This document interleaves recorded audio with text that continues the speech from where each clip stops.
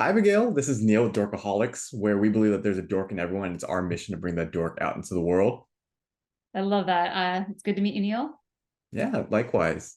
I want to start by asking about your experience in the real life Love Boat program and what parts of your experience inspired you to write Loveboat Taipei, the novel Love in Taipei is based in. So I had no idea that I was going to a love boat. I received a letter from the Taiwanese government at the time. They would send out invitations to presidential scholars, Koch scholars. Everyone with a Chinese last name got this trip for free. So I showed up thinking I was going for language and culture with a bunch of my friends who had also gotten this letter. And lo and behold, it turned out to be this party, this crazy party all summer, where, as you know from the books and the film, the kids sneak out clubbing. In the books, they drink snake blood sake, they take glamour shots. And I saw, I think a lot of that. I too snuck out clubbing. I love to dance, and so that was a fun time. I did take glamour shots, but not naked ones like ever. And I would say that the internal journeys of the characters are mine, and then the external journeys, all the shenanigans that goes on in Love Boat. Some of those are quintessential stories that you kind of hear about through the years, and some of them are just entirely fictionalized. Mm. And what parts of Love in Taipei, the novel, did you feel were ideal for live action adaptation? Definitely seeing the city of Taipei. That was the part you can't really capture in a book as well.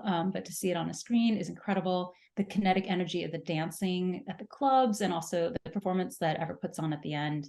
And then the sneaking out scene. That was one of my favorites. And unfortunately, most of that didn't end up in the final cut, but there was a lot of really cool footage of the kids running all around campus and crossing paths with the counselors.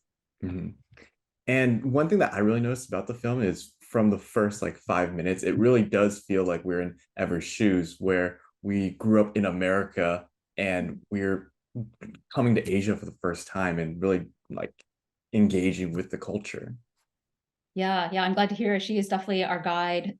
She's the fish out of water and bringing us into this really amazing world. I grew up loving fantasy novels, and even though Love in Taipei, Love Boat Taipei is not it's a contemporary realistic story, I think of it in some ways like a fantasy novel. It's about a girl who goes through a portal into another world and has this amazing experience learning about this strange new beautiful amazing place, and then comes home transformed. Mhm. And what would you say are the themes that you really want the film as well as the novel to really touch on for audiences? Yeah, well, there's definitely a theme of identity, but also like a deeper theme of like, what does it mean to honor your parents while still finding the courage to pursue what it is that you love? For me, a big theme is really coming to our own power by being ourselves and being fully ourselves, like embracing all parts of our heritage, our backgrounds, and the things that make us diverse and uniquely ourselves. Mhm. Okay. And a fun Dorkaholics question that I like to end interviews on is who was your favorite character growing up, whether that means something you watched or read, but essentially made you a dork?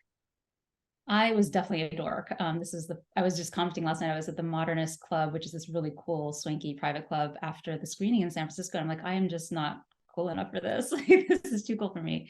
But I grew up reading Laura Ingalls, The Chronicles of Narnia. I read a lot of David Eddings, which I learned later was a Tolkien derivative, but I did love all those characters as well. But I think Laura Ingalls was the person I quoted my entire marriage, according to the Ingalls family. So I would say, yeah, it's Laura for sure.